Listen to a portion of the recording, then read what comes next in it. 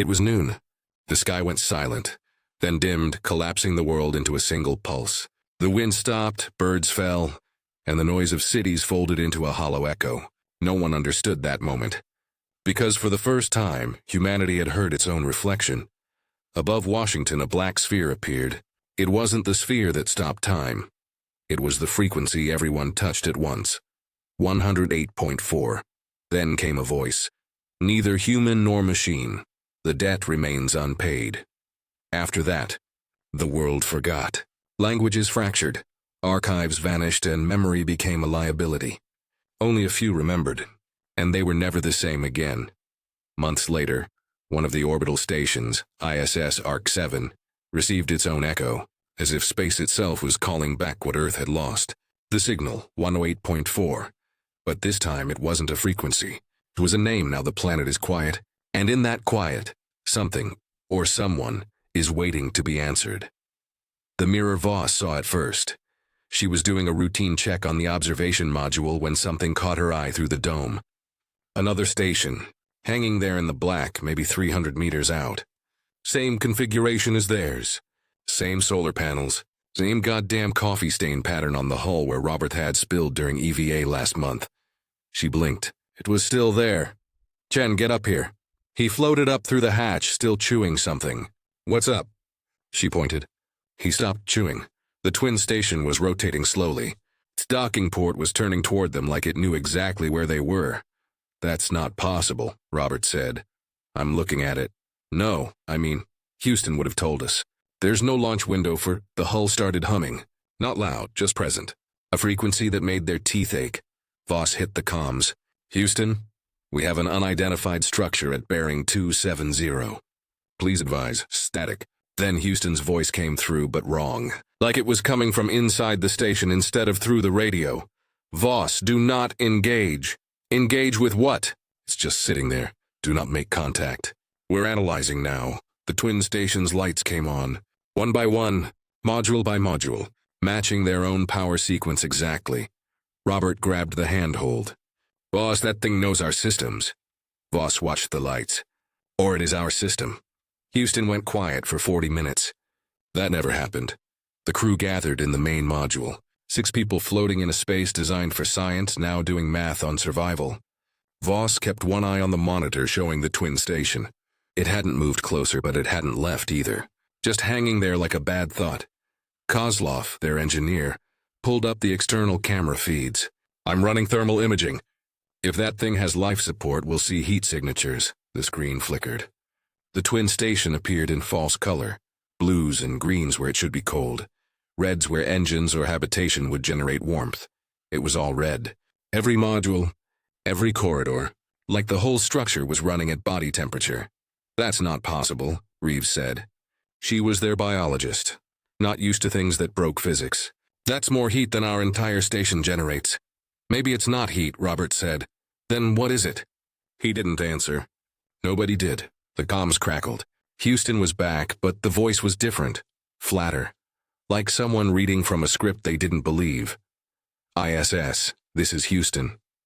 We have confirmation from NORAD. The structure is not on any orbital registry. Repeat, not registered. Voss leaned toward the mic. Then what the hell is it? Pause. Too long. Unknown. Maintain distance. Do not attempt contact. Copy that. But Houston, we're coordinating with other agencies. Sit tight.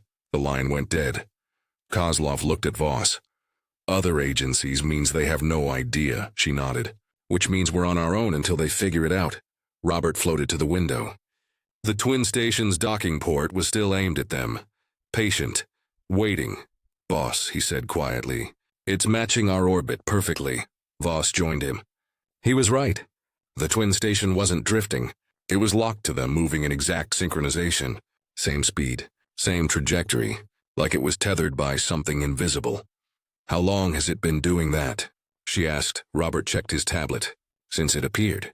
Reeves pushed off toward them. That's not orbital mechanics. That's intentional. Yeah, Voss said. It is. The hum got louder, not much. Just enough that they couldn't ignore it anymore. It came through the walls, through the floor, through the air itself. A frequency that made their vision blur if they focused too hard. Kozlov ran diagnostics on the station's systems. Everything checked out. Life support normal. Power normal. Comms normal. But the hum was there, constant. Like the station was trying to tell them something in a language made of vibration. Could it be resonance? Reeves asked. Two structures in proximity, same frequency, they start to... No, Kozlov cut her off. Resonance would destabilize us. This is stable. Too stable. Robert was at the window again. He'd been there for 20 minutes, staring at the twin station like it owed him an explanation. There's someone in there, he said. Voss floated over. What? He pointed. Module 3. I saw movement, she looked. The windows of the twin station were dark, but as she watched, a shadow passed behind one of them, human-shaped, moving slowly. Her chest tightened. Kozlov, can we get a closer visual? He adjusted the external cameras, zooming in on the module Robert had indicated. The image sharpened. The window was still dark, but there, another shadow. Then another. How many people are in there? Reeves whispered. Kozlov counted under his breath. 6, same as us. Nobody spoke. The implication hung in the air like a grenade with the pin pulled. Robert broke the silence. It's a mirror. Not just the station. Them too. Voss wanted to argue, but she couldn't. The shadows moved like them, floated like them. One of them even seemed to be looking out the window directly at her. She turned away. Houston, we need guidance now, static. Then a voice, but not Houston's. Not anyone she recognized. Commander Voss, this is Orbital Command. Do not acknowledge the structure. Do not transmit toward it. Do not make visual contact. Too late for that, she said. We've been watching it for 2 hours. Then stop. Effective immediately. Who the hell is this? Orbital Command. You are to cease all observation and await further instruction. The line cut. Voss looked at her crew. They were staring at her, waiting for orders that made sense. She didn't have any. All right, she said. We follow protocol. No observation, no contact. We wait. Robert didn't look away from the window. And if it comes closer? She didn't answer. Because she didn't know it came closer. Not fast. Just inevitable. Voss woke to the alarm, proximity warning. She pushed off her sleep pod and floated to the command module. The twin station had closed the gap. Now it was maybe 100 meters out. Close enough to see details. Close enough to see that the details were exact. Every rivet. Every panel. Every goddamn scratch. Kozlov was already at the console, fingers flying over the keyboard. It's matching our corrections. Every time we adjust orbit, it adjusts. It's not following us. It's mirroring us. Voss pulled up the orbital plot. He was right. Their course and the twins were identical, reflected across an invisible axis. Can we break the pattern? I can try a manual burn. But if it mirrors that too, do it. He fired the thrusters. A short burst, just enough to shift them 5 degrees. They waited. The twin station fired its thrusters. Same burst. Same angle. The gap stayed exactly the same. Jesus, Kozlov breathed. The comms crackled. Not Houston. Not Orbital Command. A voice that sounded like Voss but wasn't. Commander. We need to talk. Everyone froze. The voice came again. We know you're listening. We've been listening too. Voss grabbed the mic. Who is this? You know who this is. Chen's face went pale. That's your voice. It was. Exactly her voice. Same cadence. Same inflection. But coming from the twin station. This isn't possible, Voss said, not into the mic, just into the air. It's already happening, her own voice replied. You took something 48 hours ago. From Washington. From the frequency. We're here to return it. Reeves grabbed Voss's arm. What is she talking about? Voss didn't answer, because she was starting to understand. Washington. The blackout. The obelisk. The frequency 1084. She'd read the briefings. Everyone had. The incident was classified, but rumors spread fast in low orbit. Something had happened.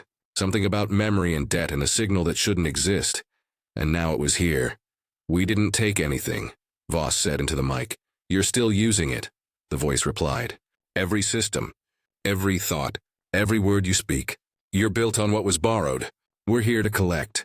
The twin station's docking port opened. Slowly, like a mouth, Houston finally called back. ISS, this is Houston. We have new orders. You are to evacuate immediately. Soyuz capsule is go for emergency departure.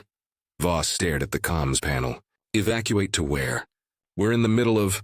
Evacuation is not optional. Repeat, not optional. You have 30 minutes to prep. Houston, there's another station out here. It's talking to us. Knows about Washington? Silence. Then a different voice. Older, tired. Commander, this is Director Halford. I'm read into what happened in D.C. What you're seeing is a secondary manifestation. We don't fully understand it, but we know it's connected to the frequency event. What does it want? Same thing the obelisk wanted, memory. But this time, it's not asking. Voss looked at her crew. They were listening. They deserved the truth. What happens if we don't leave? Halford's pause was answer enough. Then you become part of the collection. And if we do leave, then it follows. We've run models. If that structure enters atmosphere, it'll burn up. Or it'll land. Either way, it's a containment breach. So we're fucked either way. You're the firebreak, Commander. We need you to keep it up there. Voss closed her eyes. Opened them. How? We're working on it. But we need time. Can you give us that? She looked at the twin station. Its docking port was fully open now. Dark inside, waiting? Yeah, she said. We'll give you time. She cut the line. Turned to her crew.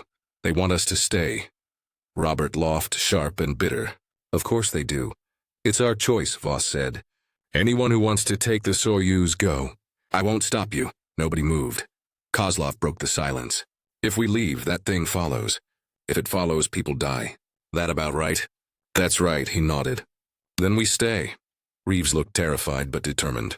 What's the plan? Voss turned back to the window. The twin station hung there, patient and perfect. We figure out what it wants. We figure out how to give it something it doesn't expect. The first change happened to Chen. He was running a diagnostic on the external sensors when he stopped mid-keystroke. Just froze, his hand hovering over the keyboard like he'd forgotten what fingers were for. Voss floated over. Chen, he blinked. Looked at her. Sorry, he shook his head. Never mind. You just what? I remembered something. But it wasn't my memory. Kozlov glanced up from his console. What do you mean? Robert rubbed his eyes. I was looking at the twin station, and I suddenly knew the access code for their airlock. Module 3. 6 digits. I can see them in my head. That's our access code. Voss said, No, ours is 749216. This one is 612947. Voss felt something cold settle in her gut. That's the reverse. Robert nodded slowly. Yeah, it is. Nobody spoke for a moment. The hum filled the silence, steady and patient. Reeves broke it. Maybe it's just stress. We've been staring at that thing for hours. Maybe, Robert said, but he didn't sound convinced. Voss checked the chronometer. 22 hours since the twin station appeared. Houston had gone quiet again. Orbital Command hadn't called back. They were alone up here with their reflection and no instructions. All right, she said. Rotation schedule. 2 people on watch at all times. No one observes the twin station for more than 30 minutes straight. We limit exposure, Kozlov nodded. Good call. And if anyone experiences anything, memories that aren't theirs, voices anything, you report it immediately. No exceptions, they all agreed. But Voss saw it in their eyes. They were already wondering what else might be leaking through. The second change was the crew manifest. Kozlov found it during a routine system check. He pulled up the station roster on his tablet and frowned. That's not right. Voss looked over his shoulder. What? He pointed at the screen. The crew list. It says 7 people. There's 6 of us, I know. But look, the manifest showed 7 names. Commander Sarah Vosselt, James Chen, doctor. Elena Reeves, engineer. Dmitry Kozlov, specialist. Maya Hale, doctor. Anton Petrov, specialist. Lisa Nakamura. Voss stared at the last 3 names. Who the hell are they? I don't know. But according to this, they've been here the whole time. Robert pushed off toward them. That's a system error. Has to be. I ran diagnostics twice, Kozlov said. No errors. And look at this. He pulled up the crew photos. 7 faces stared back. Voss recognized herself, Chen, Reeves, Kozlov. But the other 3, she knew their faces. She'd seen them before. But she couldn't remember where. This is wrong, Reeves said, her voice tight. There's no Maya Hale on this mission. There's no— Wait, Voss interrupted. Maya Hale, that name? Washington, Robert said quietly. The signal operator. From the blackout, they all looked at him. He was pale, she was in the briefing. The one about the obelisk. She decoded the frequency. Voss felt the cold thing in her gut spread. She's not here. She's on Earth. Then why is she on our manifest? Kozlov asked. Nobody answered. Because they didn't have one. The comms crackled. That same voice. Voss's voice, but not. Because she's part of the pattern. Like you. Like all of you. Voss grabbed the mic. What do you want? To complete the collection. You're carrying memory that isn't yours. Systems built on borrowed language. We're here to take it back. We didn't take anything. Every calculation you run, every word you speak, every thought you have, they all flow through the architecture we gave you. You've been paying rent in consciousness for 30 years. Now the lease is up. The twin station's lights pulsed. Once, twice, in rhythm with Voss's heartbeat. If you want the memory back, come and get it, Voss said. We already are. The line went dead. Voss turned to her crew. They were all staring at their tablets, at the manifest, at the three names that shouldn't exist. Kozlov, she said, check the station logs. Every entry for the past month. See if those names appear anywhere else. He nodded and pushed off toward the command module. Robert floated closer. Boss, what if they're right? What if we're using something we shouldn't have? Then we figure out what it is and how to stop. And if we can't, she met his eyes. Then we make sure whatever's out there doesn't follow us home. The logs were worse than the manifest. Kozlov pulled up 6 weeks of station records.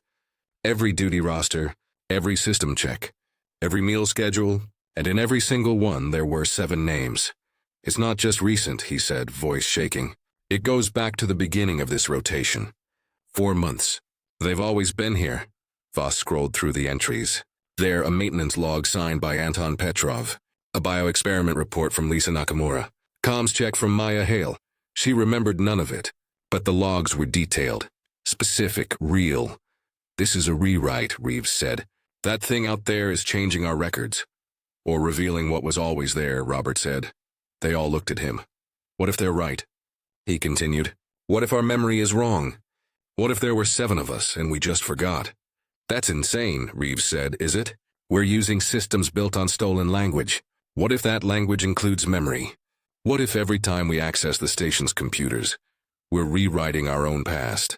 Voss wanted to argue, but she couldn't, because there was a part of her, small, quiet, terrifying, that recognized those 3 names, that felt like she should remember them. The hum grew louder. The lights flickered, and then from behind them a voice. You're starting to understand, they spun around. A woman floated in the hatch. Dark hair, calm expression. Your uniform Maya Hale, but she wasn't there. Voss could see through her, translucent, like a projection. What the hell, Kozlov started. Relax, Maya said. I'm not here to hurt you. I'm here to help you remember. Voss pushed off toward her. You're not real. I'm as real as you are. I'm just in a different part of the pattern. The pattern, Maya nodded. Underweight poor, the frequency. It's not just sound. It's structure. It organizes memory across space and time. When you access systems built on it, you access the memory embedded in those systems, including people. You're saying we're, what, copies? No, you're real. But you're incomplete. There were 7 of us on this mission, but when the frequency was buried after Washington, 3 of us were erased from the pattern. We didn't die. We were just removed from the timeline, you remember. Chen's voice was barely a whisper. How do we get you back? Maya smiled sadly. You don't, but you can stop it from happening again. How? She pointed toward the twin station. That's not a mirror. It's a restore point, the backup of the pattern before it was corrupted. If you can sync with it, you can recover what was lost. And if we don't, then the pattern collapses. And everyone in orbit, everyone connected to systems built on 108.4 disappears. Just like we did. Voss felt the weight of it. The impossibility of it. What do we have to do? Maya's image flickered. You have to go over there. Into the twin station. And you have to let it remember you. Let it rewrite you. Just enough to accept the missing pieces. It'll hurt. But it's the only way. The image faded. Maya's last words hung in the air. Don't fight the memory. Just breathe through it. Then she was gone. They prepped for EVA in silence. Voss and Robert would go. Kozlov and Reeves would stay behind, monitor from the station. If something went wrong, and it would, someone needed to survive to tell Houston. You don't have to do this, Reeves said as Voss sealed her helmet. Yeah, I do. Why? Voss looked at her. Because if that thing is telling the truth, 3 people are missing from our crew. and I can't remember their faces. That's not okay. Robert finished his suit check. Ready when you are, boss. They entered the airlock. The pressure equalized. The outer hatch opened. Space stared back at them, cold and infinite and patient. The twin station hung there, its docking port still open, dark inside. Voss activated her thruster pack. Houston, this is ISS Actual. We are beginning EVA to investigate unidentified structure. If we don't report back in 2 hours, assume mission failure. Static.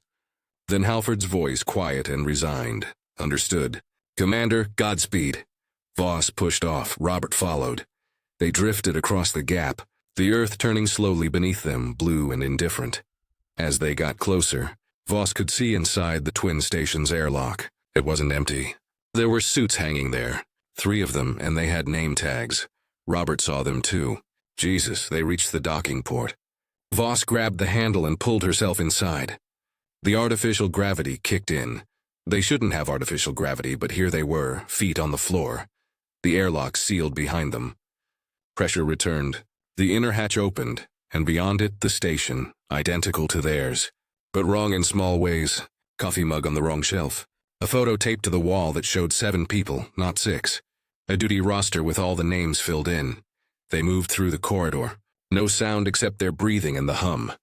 Always the hum. Robert stopped at a window. Boss Voss joined him. Through the glass, she could see their station. And inside it, figures moving. 6 of them. But one of the figures, she couldn't tell which, looked wrong. Like a shadow that didn't match its source. We need to keep moving, she said. They reached the command module. And there, at the console, sitting in Voss's chair, Maya Hale, real this time, solid. She turned and smiled. Welcome back. Maya Hale looked exactly like her projection. Except now she cast a shadow. Voss kept her distance. You're real? As real as you'll let me be. Maya stood slowly, hands visible, non-threatening. The station needs to confirm you before we can proceed. Confirm what? That you're ready to remember. Robert moved toward the console. The logs back on our station. They showed you were always here.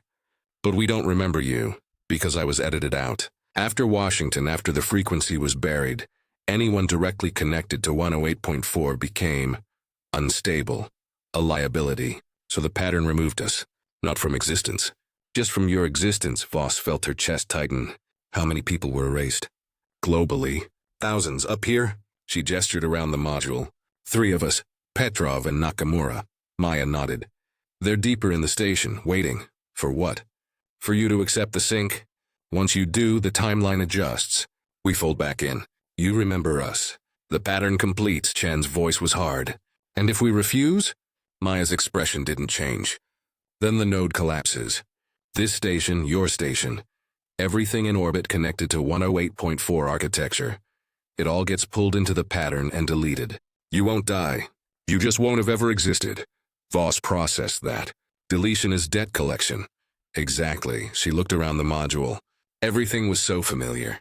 The same scratches on the handrails. The same flickering light in the corner. But the photos on the wall. She recognized the faces now. 7 people. Smiling together, and she remembered, not clearly, not fully, but enough. Maya explaining a comms protocol. Petrov fixing the oxygen scrubber. Nakamura laughing at something stupid. Robert said fragments. Ghosts of memory trying to become real again. How do we sync? Voss asked. Maya moved to the console and pulled up a display. A waveform, familiar.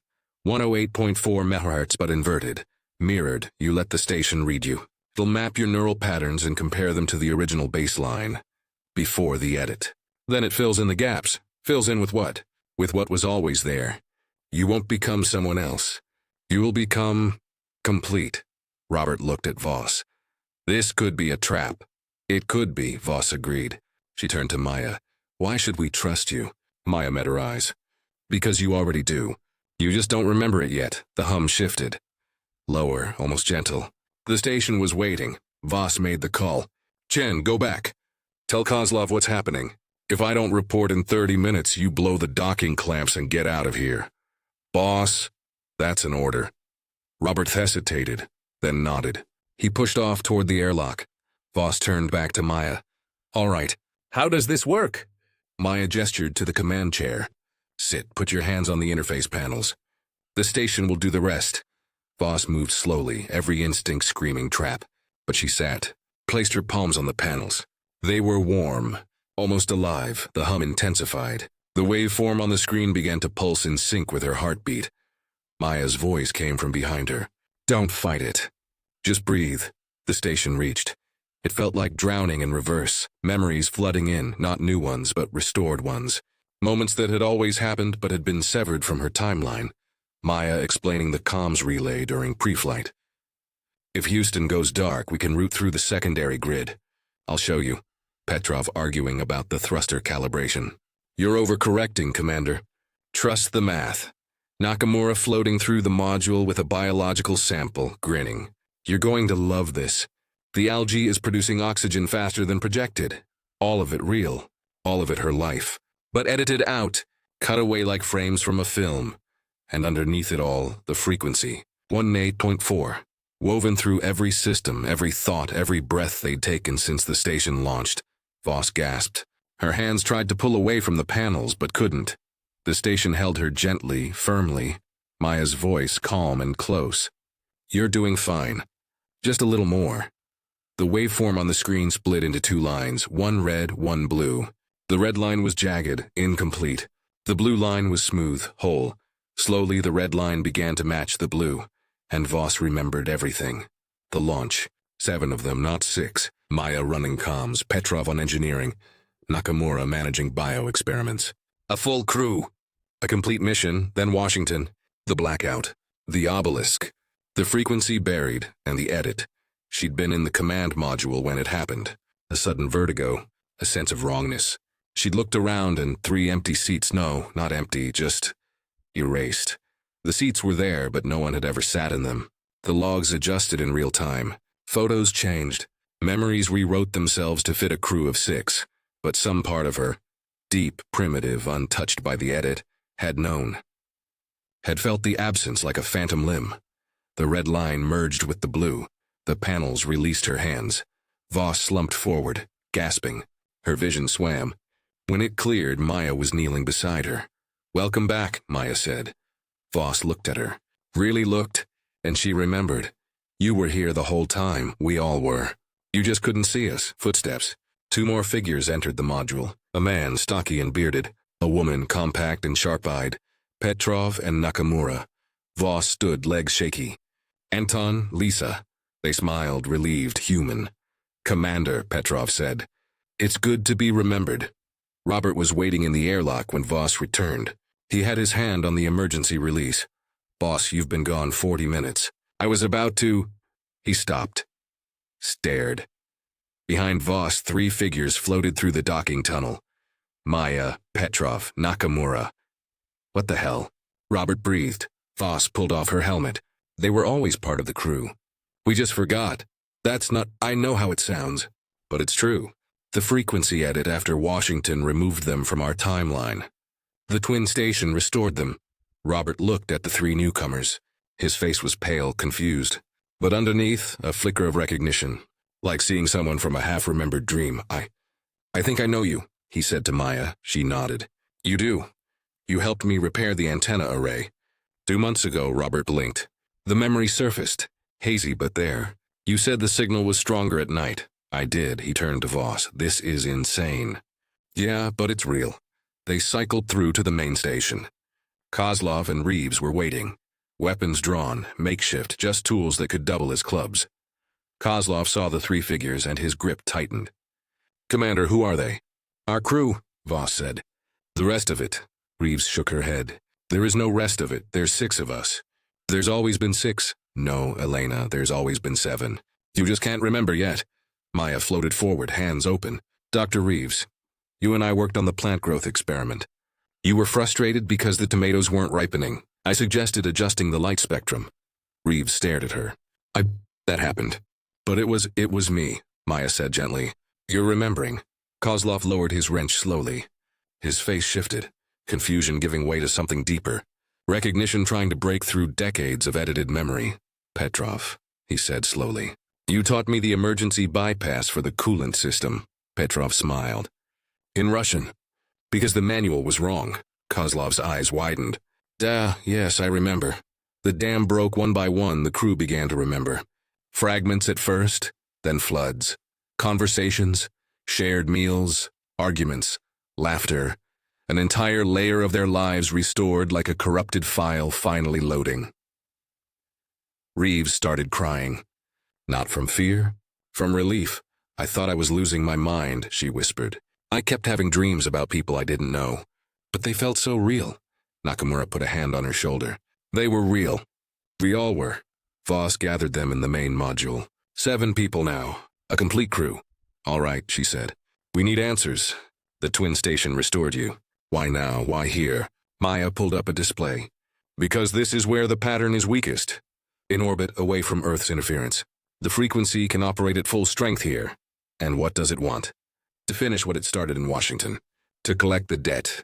But this time, it's not asking for one person. It's asking for acknowledgement. Of what? That we're part of the pattern. That we always have been. Every system we use, every thought we process, it's all running on borrowed architecture. The frequency gave us the framework for modern consciousness. And we forgot to pay rent. Petrov leaned forward. So what's the price? Maya hesitated. Integration. Meaning? Meaning we stop pretending we're separate. We acknowledge the connection. We let the pattern include us permanently. Chen's voice was sharp. That sounds like assimilation. It's not. You don't lose yourself. You just expand. Become part of something larger. And if we refuse? Voss asked. Maya looked at the twin station through the window. Then it takes us anyway. But violently, the node collapses, pulls everything in orbit into the pattern, and deletes what doesn't fit. Silence. Kozlov broke it. How long do we have? 72 hours. After that, the node reaches critical mass. Either we sink willingly or it forces the issue. Voss processed that. 3 days to decide the fate of everyone in orbit. Maybe everyone on Earth if the pattern spread. All right, she said. We need options. Kozlov, Maya, work on understanding the node structure. See if there's a way to shut it down without triggering collapse.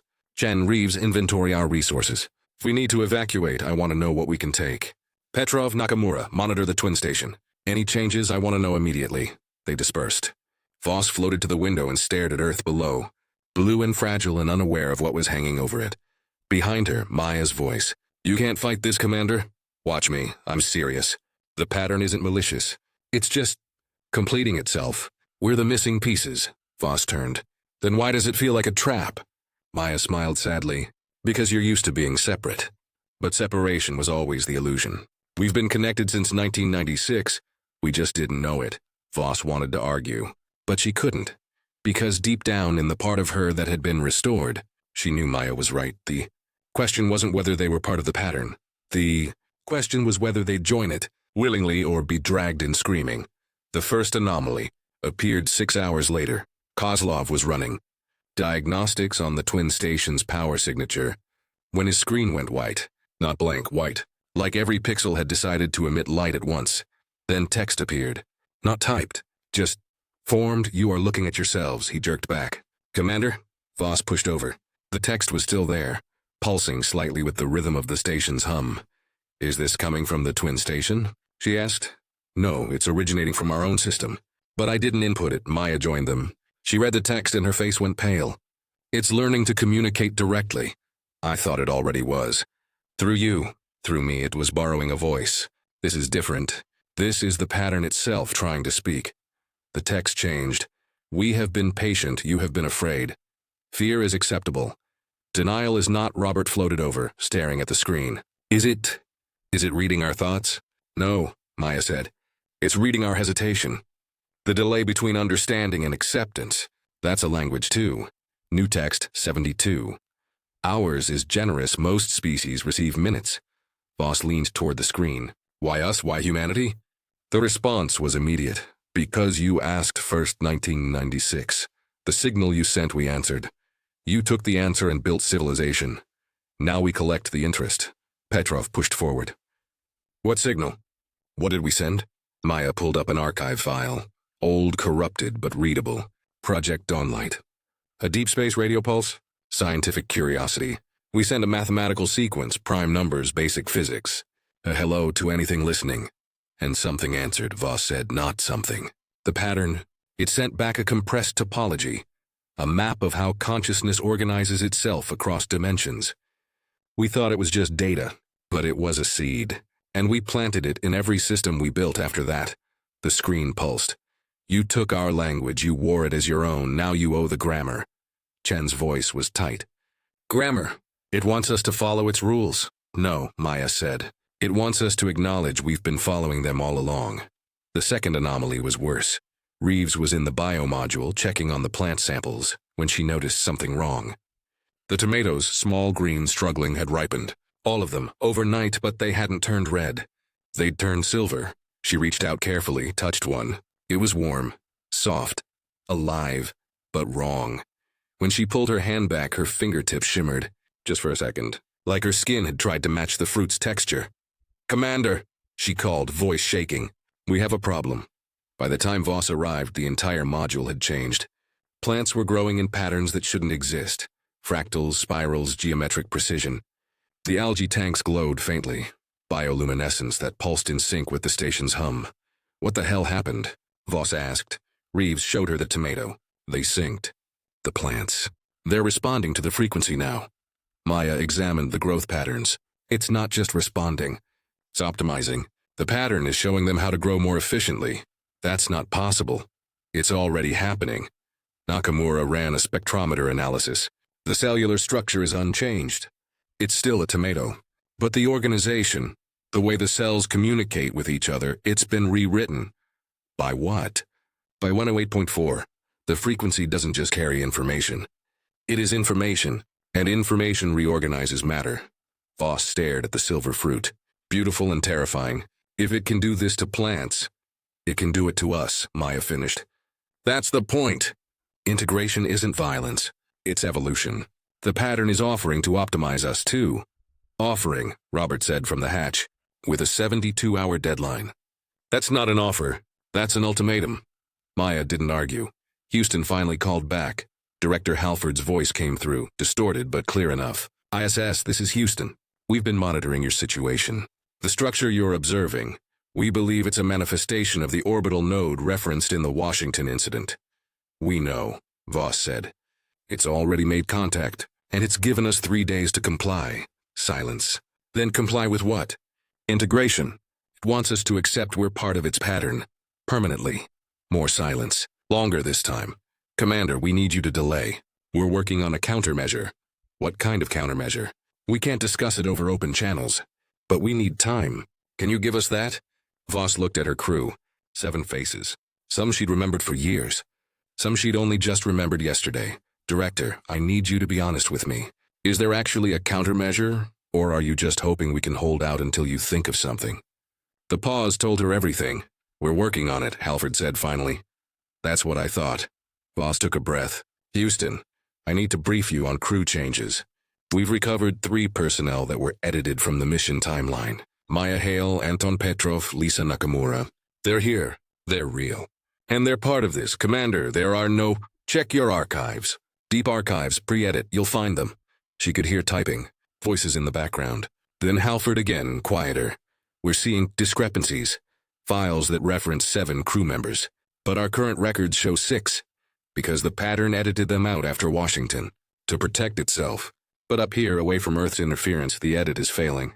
The truth is coming back. What does the pattern want with them? The same thing it wants with all of us. Acknowledgement, memory. To be remembered for what it gave us. Halford's voice was strained. Commander, we can't authorize integration with an unknown entity. Then what do you authorize? No answer. Voss cut the line. They held a vote. It wasn't official. It wasn't protocol. But they were 7 people alone in space with a choice that would affect everyone on Earth. They deserved a say.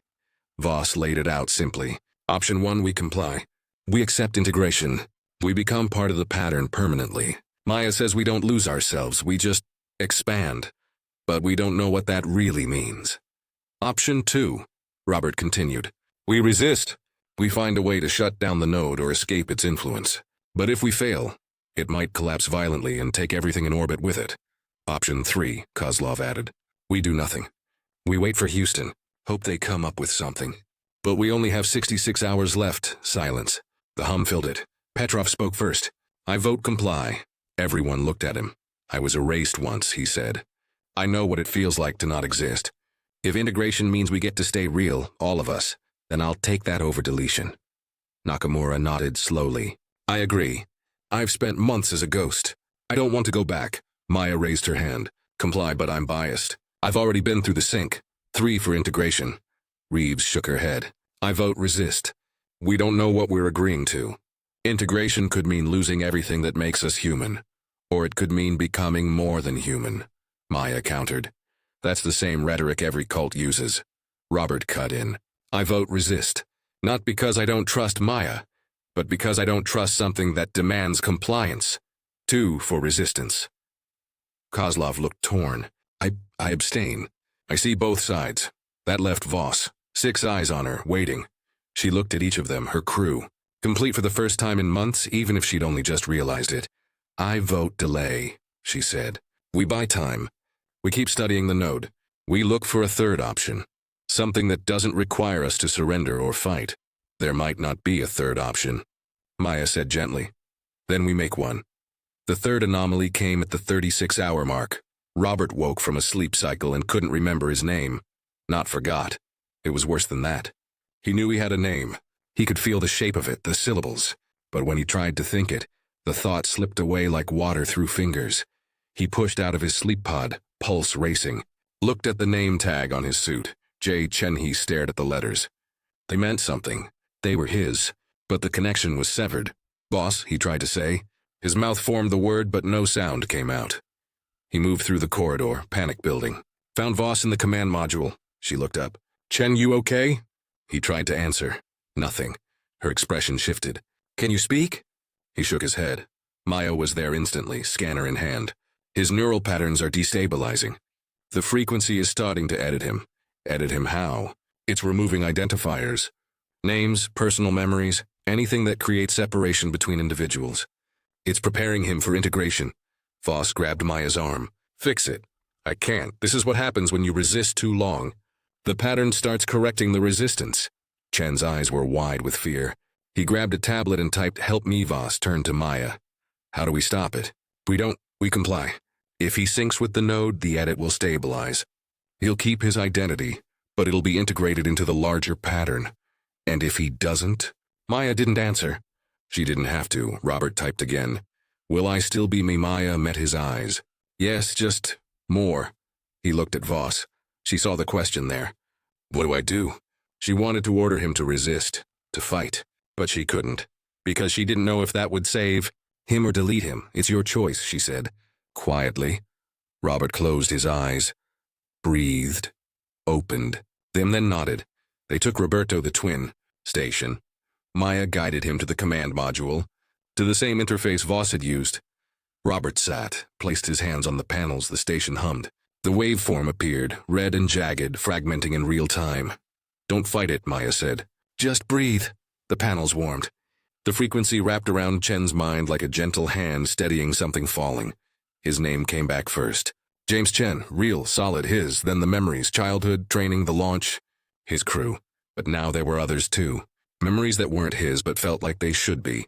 A woman in Denver decoding signals. A man in Moscow studying topology. A child in Tokyo learning prime numbers. Not invasive. Not replacing, just adjacent. Like meeting neighbors you didn't know you had. The red waveform smoothed. Aligned with the blue, Robert gasped, opened his eyes. Welcome back, Maya said. He looked at his hands, flexed his fingers. I can feel them. Feel who? Everyone. Everyone connected to the pattern. Not their thoughts, just their presence. Like background music you don't notice until you listen for it. Voss watched from the hatchway. Are you still you? Robert turned, smiled. It was his smile. Tired and real and his. Yeah, boss, I'm still me, just not alone anymore. By the time they returned to the main station, Kozlov was experiencing the same symptoms. Memory fragmentation, identity drift. He didn't resist. He went to the twin station willingly, then Reeves, then Petrov, then Nakamura. One by one they synced, and one by one they came back, changed, but whole. Finally only Voss remained. She floated in the command module alone. 7 crew members were on the twin station now, waiting for her. The screen in front of her displayed a message. You are the last, you don't have to be afraid. She stared at the words. I'm not afraid of you, then what? I'm afraid of losing control. Control is the illusion. You never had it. You only had choice. She closed her eyes, thought of her crew, her friends, 7 people who'd trusted her enough to integrate, who'd come back whole. She thought of Earth below, billions of people living on systems built from borrowed language, connected whether they knew it or not. She thought of Maya's words. You don't lose yourself. You just expand. Voss opened her eyes, made her choice, pushed off toward the twin station. The interface felt different this time. Maybe because Voss was the last.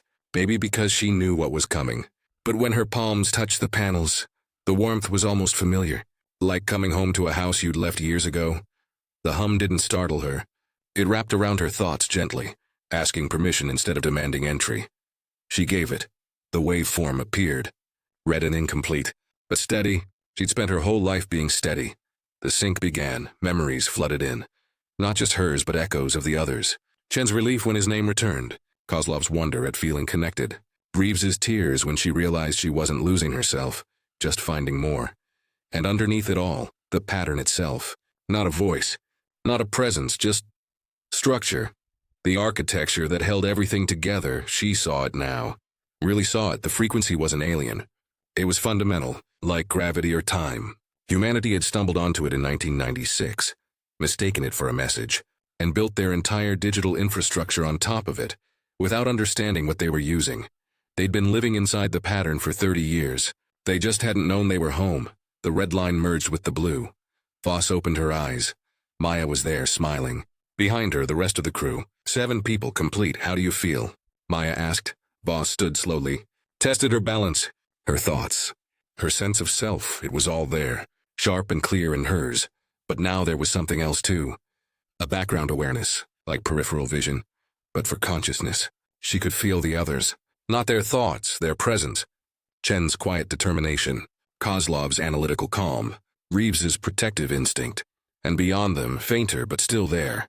Thousands of other points of awareness. People on Earth who'd synced before.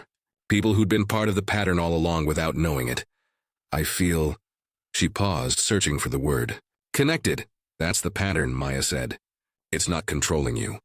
It's just showing you the network you've always been part of. Voss moved to the window, looked at Earth below. It looked the same. Blue and beautiful and fragile. But now she could sense the threads connecting it all. Power grids. Communication networks. Billions of human minds processing information through systems built on borrowed architecture. The pattern wasn't invading Earth. It had been there all along, invisible and patient, waiting for humanity to acknowledge the debt. What happens now? Voss asked. Now we return, Maya said, and we help others understand what we've learned. Will they listen? Some will. Some won't. But the pattern isn't demanding universal compliance. It just wants acknowledgement from those who are ready. Robert joined them at the window.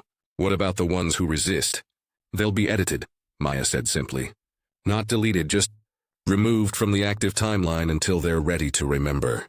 Like Maya and the others had been. Ghosts in the system. Waiting. That's not a choice, Reeves said quietly. That's coercion. It's consequence, Maya replied. If you use something without acknowledging its source, eventually the debt comes due. This is just the collection process. Voss turned to face her crew. We need to go back. Tell Houston. Give them a chance to understand before the pattern expands.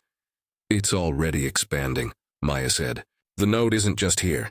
There are others. Activating across orbit. In 72 hours, every satellite, every station, every piece of technology in space will be synced. And on Earth? That comes next.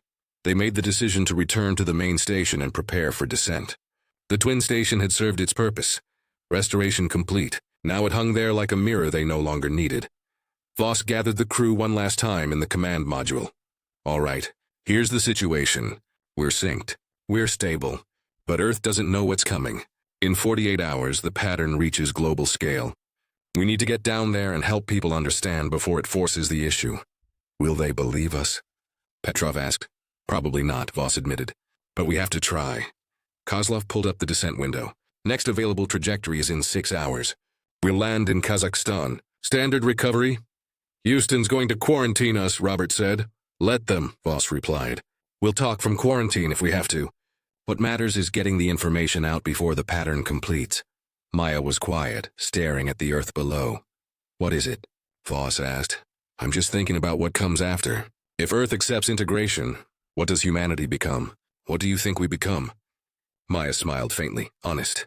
For the first time in 30 years, we'll be honest about what we've been using. What we owe. That's not a small thing. And if Earth rejects it, then the pattern edits them. Not violently, just quietly. They'll forget the debt, forget the connection, live in a simpler version of reality until they're ready to remember. Reeves shook her head. That's still taking choice away. No, Maya said. It's protecting them from a choice they're not ready to make. Children don't get to decide if they're ready for fire. They learn when they're old enough to understand. We're not children, no, but we're young.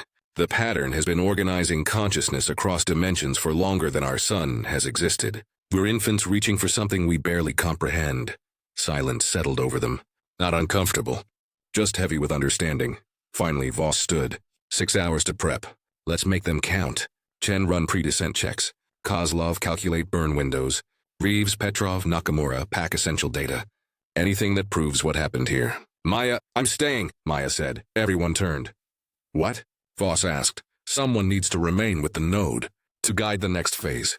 And I'm the most integrated. It makes sense. We're not leaving you up here. Maya's smile was sad but certain. You're not leaving me. I'll always be here, she tapped her temple. In the pattern. You'll feel me. Just like I feel all of you.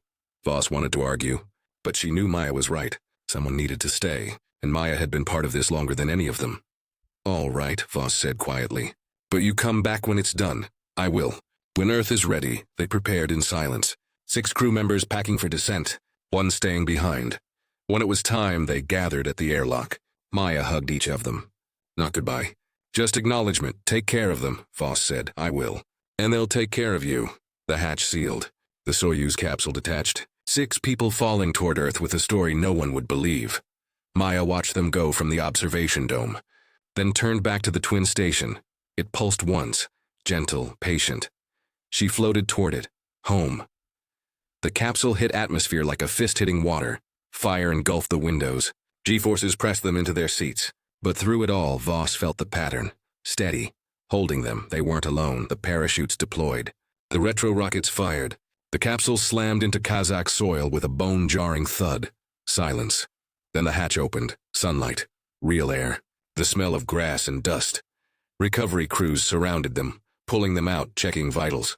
Someone was speaking Russian. Someone else was radioing Houston. Voss stood on solid ground for the first time in 4 months. Her legs remembered how to hold weight. Robert stood beside her, grinning. We made it. Yeah, we did. A black SUV arrived. Men in suits. Not hostile. Just official. Commander Voss, one of them said in English. We need you to come with us. Quarantine? Debriefing first.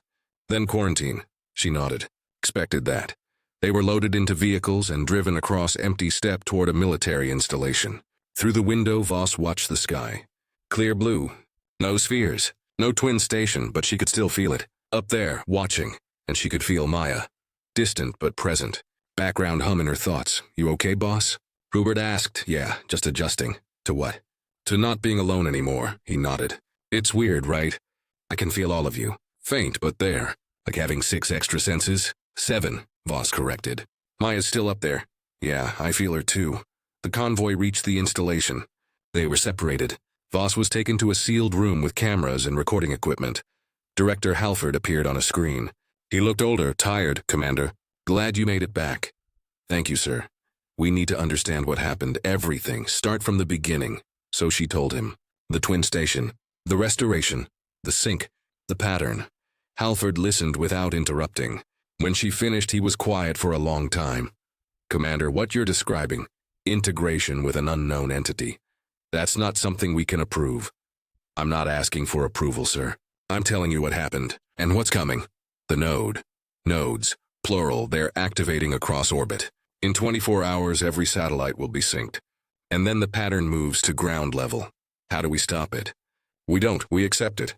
Or we get edited. Halford's face hardened. That's not an option. It's the only option. Sir, we've been using the pattern's architecture for 30 years. We built our entire civilization on borrowed language. The debt is real, and it's due.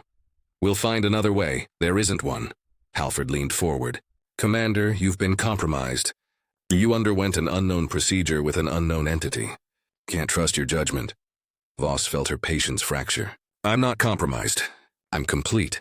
For the first time, I understand what we've been living inside. And I'm telling you, if we fight this, we lose. If we accept it, we survive. Survival is what? As ourselves, just more connected. Halford shook his head. I'm ordering you to stand down. You and your crew will remain in quarantine until we determine the extent of your contamination. This isn't contamination, it's evolution. That's exactly what someone who's been compromised would say. The screen went dark. Voss sat back, exhaling slowly. She'd expected resistance, but she'd hoped for understanding. Through the walls, she felt her crew, Chen's frustration, Kozlov's resignation, Reeves's anger, and beyond them, faint but growing, thousands of other points. People who'd synced, people who understood. The pattern was spreading. Quietly, inevitably. Earth's turn was coming. The pattern reached ground level at Zo 3 Zars GMT. No announcement, no warning, just a shift in the air, a frequency that had been waiting in orbit finally allowed to descend. Across the globe, systems flickered, not crashed, just realigned. In Tokyo, subway trains stopped for exactly 3 seconds, then resumed. Passengers looked around, confused but unharmed. Their phones displayed a single line of text. In Mumbai, hospital monitors synchronized. Every heartbeat in every ward pulsed together for one breath, then returned to individual rhythms. Nurses stood frozen, feeling something they couldn't name. In São Paulo, the power grid hummed a new frequency. Lights dimmed, then brightened.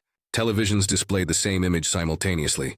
A waveform, simple, beautiful, familiar. 0.4 megahertz, now everywhere. And in a quarantine facility in Kazakhstan, Voss felt it happen, the pattern completing itself. Earth finally acknowledging what it had been built upon. She closed her eyes and felt the surge. Millions of consciousnesses touching the network for the first time. Some recoiling, some accepting, most just confused, but all of them connected now, whether they wanted to be or not. Chen's voice came through the wall. Boss, you feel that? Yeah, it's everyone. I know, Kozlov from another cell. The pattern just went global. Houston must be losing their minds, Reeves. Are we responsible for this? Voss opened her eyes, stared at the ceiling. No, this was always coming. We just happened to be the first to understand it. The door to her cell opened, not violently, just unlocked. As if the facility's security system had decided she wasn't a threat anymore, or maybe the pattern had decided for it. A guard stood there looking confused. Commander, you're free to go. On whose authority? I don't know. The system just released all of you. Voss stood slowly, walked into the corridor. Her crew was already there, emerging from their cells. 6 people who'd been to orbit and come back changed. They moved through the facility without resistance. Guards watched them pass but didn't intervene. Maybe they couldn't. Maybe the pattern had already whispered to their systems. Let them go. Outside, the steps stretched empty under morning light. No vehicles. No extraction team, just open ground and a sky that hummed. Now what? Petrov asked. Voss looked at her crew. Now we help people understand. How? By showing them it's not an invasion. It's a homecoming. They walked, for hours, across empty land, following roads that led toward civilization. No one stopped them. Cars passed without slowing. Helicopters circled overhead but didn't land. It was like the world had collectively decided they weren't worth the effort of containing anymore, or maybe the world was too busy adjusting to the new frequency humming through every wire, every circuit, every thought. By the time they reached the nearest town, a small cluster of buildings along a 2-lane highway, the sun was setting. People stood in doorways, staring at their phones, confused, afraid, but not panicking. Voss approached an older woman holding a tablet. The screen showed a waveform, pulsing gently. Do you understand what you're seeing? Voss asked in broken Russian. The woman looked at her, then nodded slowly. It says we are part of something. Do you believe it? The woman hesitated. Then I can feel my daughter. She is in Moscow. I can feel her. Not her thoughts, just that she is there. Alive, tears ran down her face. Not from fear, from relief. That's the pattern, Voss said gently. It's showing you the connections that were always there. Is it safe? I don't know. But it's real. The woman touched the screen again. The waveform pulsed in response, synchronized with her heartbeat. My daughter, she whispered. I can feel her. They found an internet cafe still operating. Guzlov commandeered a terminal and pulled up global news feeds. Chaos, but controlled chaos. Reports of synchronized blackouts. Mass confusion. Government scrambling. But no violence. No collapse, just adjustment. The pattern wasn't destroying civilization. It was reorganizing it. Robert pointed to a feed from Washington. The South Lawn. The black mark where the obelisk had stood was glowing faintly, and people were gathering around it. Not protesting, just standing there, feeling. They remember, Robert said, some of them. Voss replied. The ones who were there. The ones who synced during the blackout. Reeves pulled up another feed. New York, Times Square. The screen showed the same waveform, and beneath them crowds stood watching. Silent. Connected. It's spreading faster than I thought, Reeves said. Because people want it, Voss said. They just didn't know they did. Petrov found a message board. Thousands of posts. Different languages. Same sentiment, I can feel them. I'm not alone anymore. What is this? I remember now. And buried among the confusion, a single repeated phrase, we owe the debt. Nakamura looked at Voss. They're starting to understand. Some of them. The rest will follow, or they'll be edited. How many will resist? Voss didn't answer. Because she didn't know, but she felt them, scattered across the globe, points of consciousness refusing the connection. Trying to stay separate, the pattern was patient with them. For now, Houston finally made contact, not through official channels. Through the pattern itself, Halford's voice emerged from a speaker that shouldn't have been on. Commander, if you can hear this, respond. Voss moved to the terminal. I'm here. Where are you? Kazakhstan.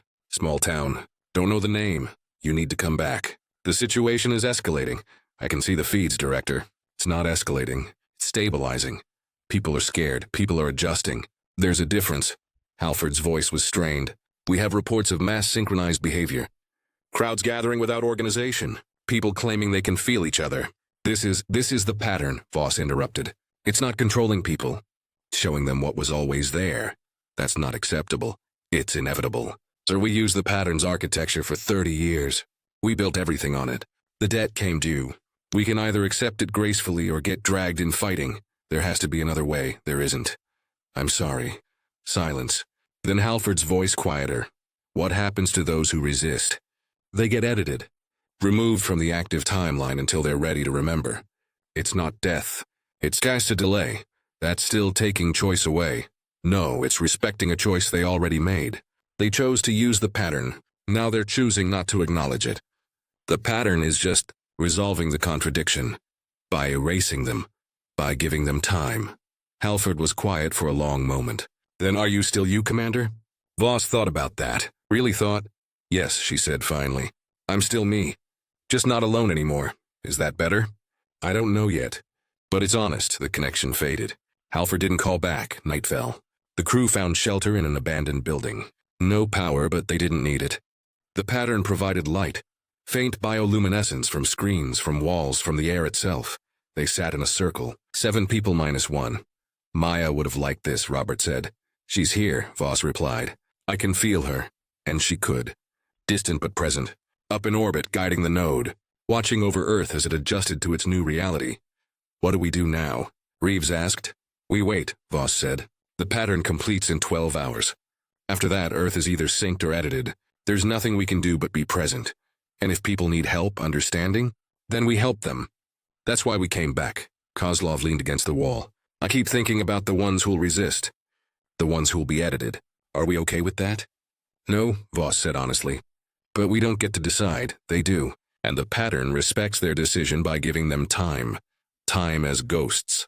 Time as potential. Petrov spoke softly. My daughter is in Moscow. I felt her earlier. Just for a moment. She was scared but alive. If the pattern lets me feel that, lets me know she's okay even when I'm not there, then maybe it's worth the cost. Nakamura nodded. My brother is in Osaka. I haven't spoken to him in years. But I felt him today. And I understood why we fought. And I forgave him. The pattern gave me that. One by one they shared. Small moments. Connections restored. Debts acknowledged. Not everything the pattern offered was good. But it was real. And for the first time in 30 years, humanity was being honest about what it had built its world upon. That honesty had a price, but maybe it was a price worth paying. The final sync happened at dawn. Voss felt it before she saw it. A shift in the collective consciousness. Like a held breath finally released. The pattern completed itself. Earth folded into the network. 7 billion points of awareness touching the structure that had always held them. Some embraced it. Some resisted. Most just existed within it. Not fully understanding, but not fighting either. And those who fought too hard, those who couldn't accept the debt, faded. Not violently, just quietly. Edited from the active timeline like Maya and the others had been. They would return. Eventually, when they were ready to remember. But for now, they were gone. Voss stood outside watching the sun rise over the steppe. The frequency hummed through everything. Not invasive, just present. She felt her crew around her. Felt Maya in orbit. Felt millions of others across the globe. All connected by the architecture they'd been using without understanding. Robert joined her. How many were edited? I don't know, thousands, maybe millions. And they'll come back? When they're ready. He was quiet for a moment. Then was this the right choice? Voss didn't answer immediately. She thought about Washington. About the obelisk. About Kerr surrendering himself to pay the debt. She thought about the twin station. About Maya staying behind. About the choice each of them had made to sink rather than resist. I don't know if it was right, she said finally. But it was honest. And after 30 years of living on borrowed language, maybe honesty is enough. The sun cleared the horizon. Light spilled across the empty land. And in that light, Voss saw them. Faint. Translucent. But there. Figures walking across the steppe. Hundreds of them. Thousands. The edited ones. Still present. Just not active ghosts waiting to be remembered. Robert saw them too. Jesus. They're not gone, Voss said. Just paused. For how long? As long as it takes. A vehicle arrived an hour later. Military. Not official. Just a transport. The pattern had arranged it. They climbed in without question. The driver didn't speak.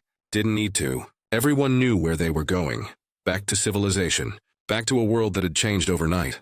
The journey took days. Across Kazakhstan. Into Russia. Finally a flight to Washington. The city looked the same. Buildings still stood. People still moved through streets. But the air was different, quieter, more intentional.